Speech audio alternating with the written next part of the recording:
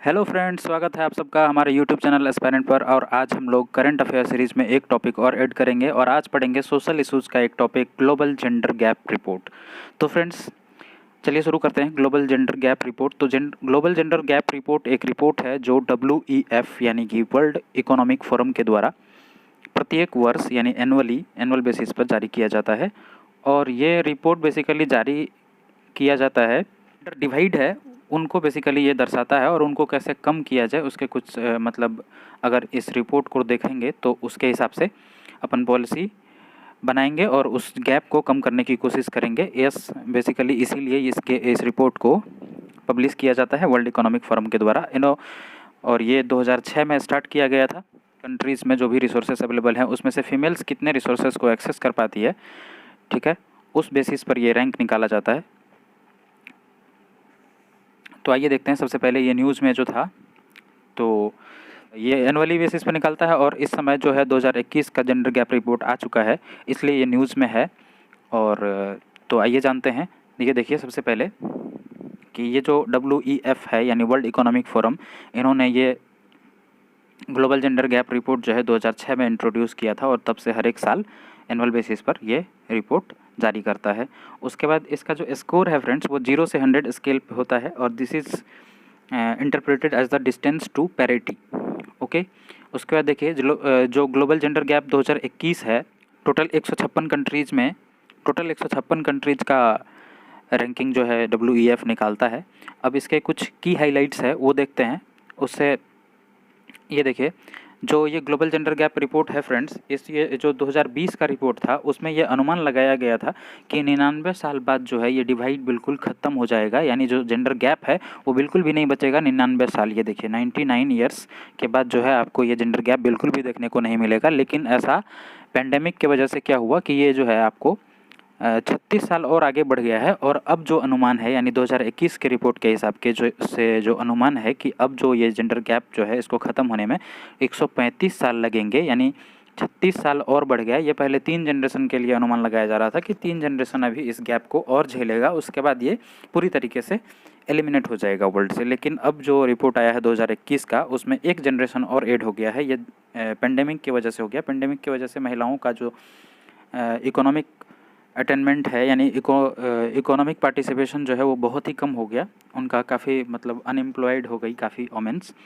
तो ये देखिए अब इस रिपोर्ट का जो है और भी हाइलाइट्स देखिए कि जो ग्लोबल टॉप कंट्रीज़ हैं that is dominated by Nordic countries. और ये देखिए नॉर्डिक कंट्रीज़ में जो आइसलैंड हो गया, नॉर्वे हो गया, फिनलैंड हो गया, स्वीडिश हो गया, ये टॉप 5 कंट्रीज़ हैं, यानी टॉप 10 पोजीशंस जो हैं वो नॉर्डिक कंट्रीज़ के द्वारा ही डोमिनेटेड है।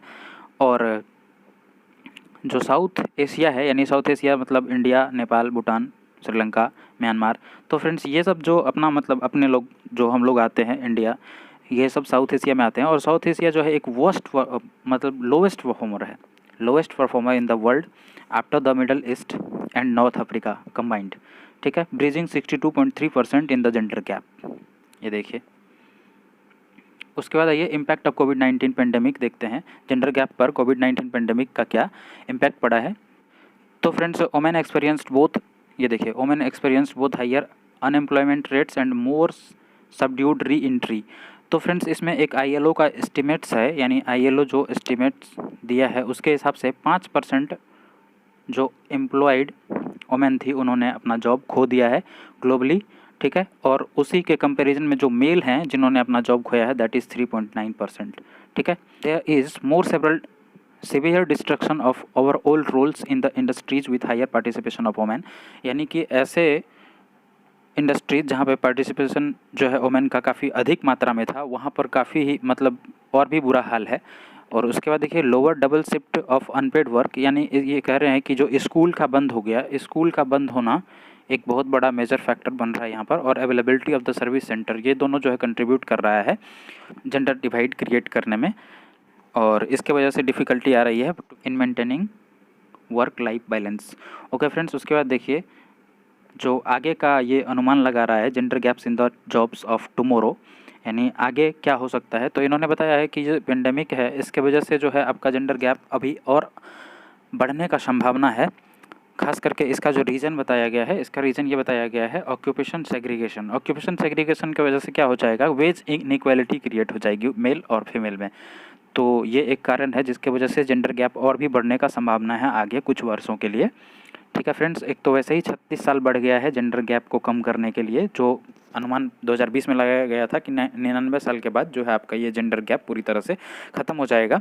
लेकिन अब क्या है कि अब जो 2021 का रिपोर्ट आया है उसमें बताया गया है कि अब इसी जेंडर डिवाइड को ख़त्म होने में टोटल 135 वर्ष लगेंगे, यानी 4 जनरेशन्स को जेंडर गैप को झेलना पड़ेगा, 4 जनरेशन, आगे के 4 जनरेशन को। उसके बाद ये देखिए सेपिंग द जेंडर इक्वलिटी रिकवरी, यानी कि रिपोर्ट्स के द्वारा कुछ रिकमेंडेशंस जो है वो दिए गए हैं कि आप इससे जेंडर इक्वल रिकवरी आप कर सकते हैं अगर आप इन चीज़ों को पालन करें। तो देखिए ये पहला देखिए, further investments are needed in care sector. बोल रहा है कि केयर सेक्टर में आप इन्वेस्टमेंट कीजिए। They are very poorly funded, partially informal in nature and providing low wages. तो कहने का मतलब है कि केयर सेंटर में आप काफ़ी इन्वेस्टमेंट करिए। ये पहला आपका रिकमेंडेशन है जेंडर गैप रिपोर्ट का। और दूसरा रिकमेंडेशन है policies are practices for overcoming occupational segregation, यानी ऑक्यूपेशनल सेग्रीगेशन जो है इनको पूरी तरह से ख़त्म करना होगा, नहीं तो ये जो वेजेस इनइक्वालिटीज़ हैं ये जेंडर गैप को कभी भी कम नहीं होने देगा। उसके बाद ये देखिए इफेक्टिव मिड कैरियर री स्किलिंग, यानी कि जो कैरियर स्किलिंग पॉलिसीज़ हैं फॉर वोमेन उनको आप इन्हेंस करिए, इफ़ेक्टिव बनाइए। उसके बाद ये देखिए एक ग्लोबल एक्सीलरेटर लर्निंग नेटवर्क जो है उनके द्वारा सभी कंट्रीज़ को इनवाइट किया गया है कि आप उनको ज्वाइन करिए।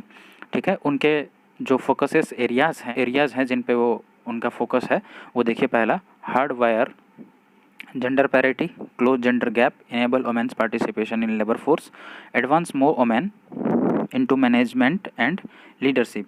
ठीक है फ्रेंड्स, अब देखिए जेंडर गैप रिपोर्ट 2021 के हिसाब से इंडिया का परफॉर्मेंस। तो फ्रेंड्स इंडिया पिछले साल के मुताबिक इस बार 28 रैंक नीचे आ गया है।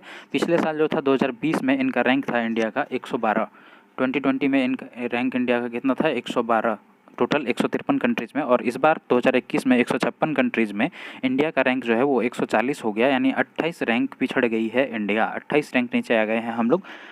India is the third worst performer among the south Asian countries. तो साउथ एशियन कंट्रीज जितने भी हैं उसमें तीसरा सबसे वर्स्ट परफॉर्मर है इंडिया। आपको पता होना चाहिए कि बांग्लादेश, नेपाल, भूटान इन सब से भी पीछे है, यानी कि जो भी साउथ एशियन कंट्रीज़ हैं उनमें से सिर्फ पाकिस्तान और अफ़गानिस्तान ये 2 हमसे पीछे हैं। बाकी और जितने भी कंट्रीज़ हैं, भूटान, नेपाल, ये छोटे छोटे कंट्रीज़, बांग्लादेश, ये सब हमसे आगे हैं जेंडर गैप रिपोर्ट के हिसाब से। इसका जो 4 डायमेंशंस होता है फ्रेंड्स, ये जो जेंडर गैप रिपोर्ट है ये 4 डायमेंशंस के ऊपर निकाला जाता है। इनका जो 4 डायमेंशन है ये देखिए आपको ऊपर दिखाया गया है।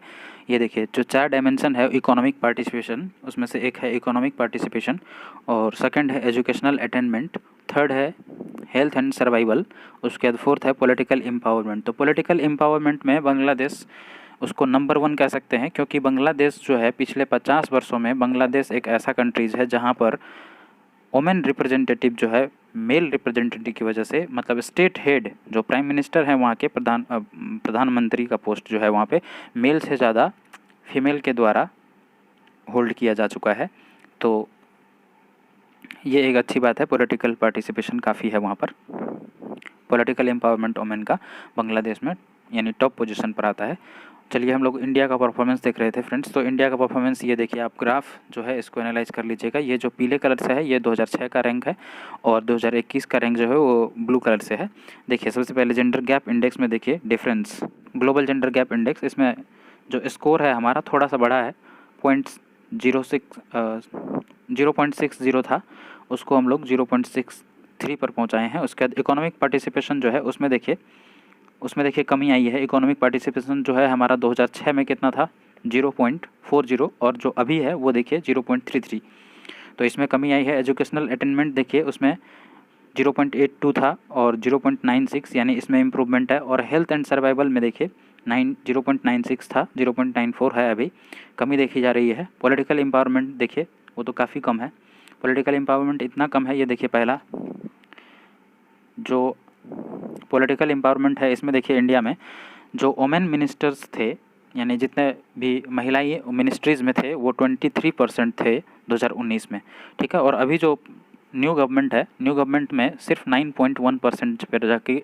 रुक गई है ये, यानी कि बल्कि इसको बढ़ना चाहिए था। जो 23.1% है फ्रेंड्स, इसको और बढ़ के 30% होना चाहिए था, 40% होना चाहिए था, लेकिन ये 9.1% हो गया है इस न्यू गवर्नमेंट में। तो ये देखिए, ये सबसे बड़ा मतलब पॉलिटिकल डिवाइड तो यही क्रिएट कर दिया। वैसे पूरा वर्ल्ड में भी इस जो पॉलिटिकल एम्पावरमेंट वाला इनका इंडिकेटर है, इस इंडिकेटर में पूरा वर्ल्ड पीछे चल रहा है। सिर्फ 26% वोमेन ही है जो पॉलिटिकली रिप्रेजेंट कर पाती हैं अपने आप को। तो उसके बाद ये देखिए, जो हेल्थ एंड सर्वाइवल है उसमें वर्स्ट परफॉर्मिंग है इधर साउथ एशियन कंट्रीज़। ये देखिए, India is among the 5 worst performer. और ये जो हेल्थ एंड सर्वाइवल है, इसमें सबसे ज़्यादा जो गिरा है, इसका सब इंडेक्स देखिए, सेक्स रेशियो। ठीक है, सेक्स रेशियो काफ़ी कम है यहाँ का। ठीक, होना कितना चाहिए? होना चाहिए था आपको 944:1000, यानी 1000 पे 944 वोमेन का होना ज़रूरी है, लेकिन इनके हिसाब से, जेंडर गैप रिपोर्ट के हिसाब से, लेकिन ये काफ़ी कम है। तो ये जो है आपको सेक्स रेशियो बहुत बड़ा रोल प्ले कर रही है इस इंडिकेटर में अपना रैंक गिराने में। हर एक इंडिकेटर का फ्रेंड्स अलग अलग रैंक निकलता है। जैसे आपको बता दूं मैं, हेल्थ एंड सर्वाइवल में जो इंडिया का रैंक है बहुत ही वर्स्ट, यानी 156 कंट्रीज़ में 155। आप समझ रहे हैं?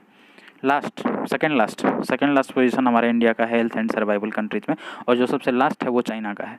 ठीक है, अब देखिए, और एजुकेशनल अटेनमेंट में हम लोग थोड़ा सा आगे हैं, 144 है हमारा रैंक एजुकेशनल अटेनमेंट में। ये इन चारों इंडिकेटर्स को मिला करके ओवरऑल रैंक निकाला जाता है, और ओवरऑल रैंक हमारा कितना है? 140, जो पिछले साल कितना था? 112, 28 रैंक हम लोग नीचे आ गए हैं। इकोनॉमिक पार्टिसिपेशन में भी देख लीजिए। अच्छा, एजुकेशनल अटेनमेंट में देख लीजिए, 96.2% of the gender gap has been closed. ये देखिए, has been closed with parity achieved in primary, secondary, tertiary education, yet gender gap persist in terms of literacy, 1/3 of the women are illiterate, यानी 3 में से 1 महिलाएं illiterate हैं आज भी।